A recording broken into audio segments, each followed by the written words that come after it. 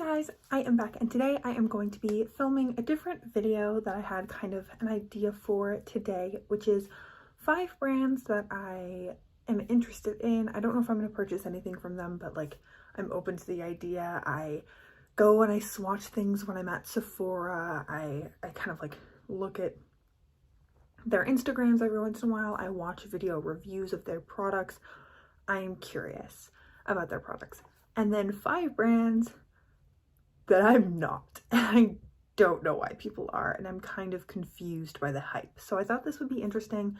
So I was gonna go back and forth and kind of do brand I'm interested, brand I'm not, and kind of give you like a short 30-second synopsis on why I either think it's really interesting or really not. So the first brand is one of the most Instagram hype brands, I feel like, at least on my Instagram, which is Rare Beauty. I haven't made a purchase from them yet because I haven't needed a concealer or foundation. Well, I mean, I haven't really needed a product that I felt like they had one that filled that need. So they have really beautiful blushes that I would really love to try. They have some beautiful looking lip products. But I'm not really in the market for any of those right now. I'm really only ever purchasing like base products, foundation, concealer, maybe a powder, like if I needed a pressed powder for whatever reason. And they have those, but I'm not sure if those are quite like filling the need that I would need. Now they have a more tinted moisturizer one that I am curious to try, and I am curious to try their concealer. So I might get one of those in the future, but yeah, but every time I go there, I want to swatch everything. The packaging's beautiful, the concept's beautiful, and I think that of what I have swatched and what I have seen reviews of online, it seems like she's coming out with good products. The first brand that I don't get the hype for is the Makeup by Mario brand. It may just be because I'm not a big Kardashian person. It may be because I'm not really a Makeup by Mario fan, but I don't get the hype. Like when I look at their website, I don't know. It's like first of all, I heard bad things about the foundation. That doesn't help. And all of the products, like, it seems to be doing that thing where they're like, this is a makeup artist line, but then it's being sold straight to consumer. So I don't know. The first 2 eyeshadow palettes that came out just didn't excite me. The fact that like he came out with that eyeshadow one where you needed to buy a different product to like activate the eyeshadows kind of made me side eye them a little bit. Their products seem fine. Like it's just, I don't get like why people are running out and buying them. That's where I'm at. Yeah, like I'm just like, okay, he's making makeup now. Cool, but yeah, the packaging doesn't draw me in. The actual products don't draw me in. I've heard mixed reviews, just not really my deal.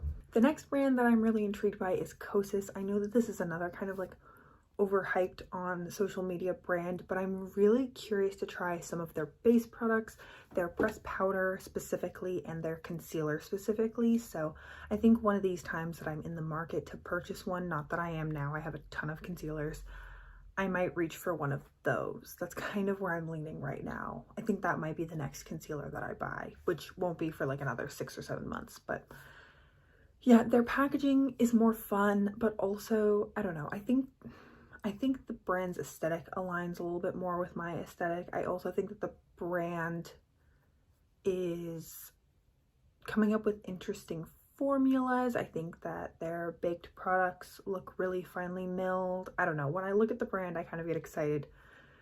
And I don't know why. I just always end up going over to their section of Sephora and swatching things. And then another brand that I'm not interested in, and I don't get why people are, is another influencer brand. I promise they're not all influencer brands. But this is House Labs. Again, it might just be that I'm not a Lady Gaga person. I'm also not really a big Selena Gomez fan, if that makes any sort of difference. But like, I'm not really a Lady Gaga person, so I can see why maybe that's why. But I think like a lot of people were more excited for her brand because they thought she was going to do really unique things with it. And it looks like she's just coming out with makeup, which is cool. But yeah, I just don't feel like her products don't look different than other products that you can get at Sephora. And because of that, like, because it just kind of like blends into everything. It just doesn't occur to me to go over and swatch things. Like, I don't think that I've swatched any of her products in a Sephora, and I have been to a Sephora since they've like transferred over. And then the next brand is one that I want to try for such stupid reason, and it's Herbivore. It's a skincare line. I can try and insert some pictures while I'm talking of what the Sephora website looks like, but the packaging is so beautiful. It's so aesthetically pleasing, and I think if I was going to get, like, I've been considering getting like an eye cream since I ran out of mine, and I have been noticing kind of a difference, so I may like get one from Herbivore instead of Youth of the People, which is where I normally get my skincare products, just because there's just something about the brand. Every time I go to Sephora, I go over and I'm like, I just admire packaging. The formulas feel really elegant from what I've kind of like swatched and played with on my hand, and it's beautiful and it sticks out to me. I don't know, it's kind of a superficial reason, but it is something that I like go over to in Sephora. The next one surprised me when I was doing this, and it's Glossier, which is funny because some Glossier products have been things that I've been lusting after for a really long time. And I remember in like the early days of YouTube when the boy brow and the cloud paints were really popular, but I was too young. I didn't have a credit card. I couldn't purchase makeup that was sold direct to consumer online only was not accessible to me at the time. Anytime I did get makeup, it was in an Ulta, in a Target, and it was like in person because I had cash and I like convinced my mom to take me. And it was really hard to like convince an adult in my life, like, I will give you this cash and then I need to borrow your credit card really quick. So it just wasn't accessible to me at the time that it was really big. And I remember I went into the Glossier store in New York City when I was visiting over spring break, and I walked around and I remember thinking like, ooh, if there's a Glossier product that really sticks out to me, I can treat myself. I can get it because like this is a trip. I'm enjoying myself. I have the space in my luggage and I have the room in my budget this month to do so. And nothing did. Like, nothing spoke to me. I ended up not getting anything. I ended up just getting a pair of jeans at a different store. And I'm not sad about it. And when I scroll through their brand page on Sephora or on their website, I'm like, oh, that product used to be really famous, or like it used to be really popular. And I'm just like, but I don't know. The blush is maybe the only thing that I would try, but I don't know if that kind of like liquidy blush is really what I like. I like sticks and I like powders, and so I'm like, no, I really just don't think that this brand is meant for me. 4 is one that I don't think I'm ever actually going to purchase, but it's Pat McGrath. Every time I go into a Sephora and they have a Pat McGrath section, I go over and swatch some eyeshadows because those like textured, very beautiful duochromes every time just, and it's so expensive. I don't know if I could ever justify buying it to myself, but there is a very, like, my inner Raven loves to go over and be like, shiny every time I see one in a Sephora. The brand draws me in. I do think that the packaging is pretty, but that's not why. Like, I think it's just the feeling of complete luxury that's like surrounds the brands. Like, Natasha Denona is expensive, but I don't know, it's just a different vibe. I feel like with Pat McGrath, there's just a little bit more, it's less trendy and it's more like luxurious in my head.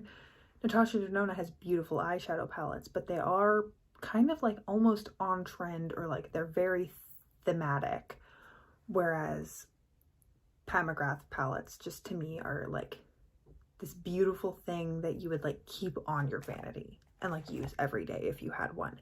I don't think I'm ever going to be that person who uses one eyeshadow palette every day and like doesn't have other eyeshadow palettes, and I do use eyeshadows over and over and over again because I pan them, but I wouldn't buy a Pat McGrath palette and then immediately pan it. So to me, it doesn't make sense to buy anything, but it is something that I kind of want to try, like in my heart of hearts, really interests me. The 4th brand that I will like not really sure why people like it so much, is Iconic London. And for me, it's because all of their products look like straight glitter. Don't get me wrong, I like a shiny highlighter, I like a shiny eyeshadow, but even their blushes and their bronzers, they all look really shiny. Their like misting setting spray is like has a bunch of mica in it, and I don't get it. I thought we were past the like aggressively highlighter everywhere look of like 2016, 2013, but apparently we're not. And now I feel like that look has almost moved back, where it's like, well, you wear super shiny things, but you're not wearing much foundation, so it's natural. And I don't think it looks natural. I think it looks like you're wearing a lot of shiny things on your face. And everyone has their own taste in makeup. I'm not trying to like diss on anyone, but that's kind of the vibe that I get from Iconic London. Like, you're wearing a little bit of concealer and then you're wearing a really, really, really shiny blush, and it's supposed to look like natural and glowy. What is my hair doing? Jesus Christ. But I don't think it looks very natural. I don't think it even looks like naturally glowy. It's not my vibe. The last brand that I do think I might try someday, but again, the packaging, everything looks so stunning and it looks very cohesive and elegant, is Patrick Ta. I haven't tried, also, I wanted to clarify, I have not tried anything from any of these brands. I didn't include brands that I had like gotten a sample from or anything like that. So these are truly just like, I have never tried anything. It's based off of internet reviews and my experiences swatching them in stores. And Patrick Ta, I think just like the formulas look really beautiful. Their like lip liners looked really stunning, and if there was a shade that really spoke to me, I could see myself picking up one in the future.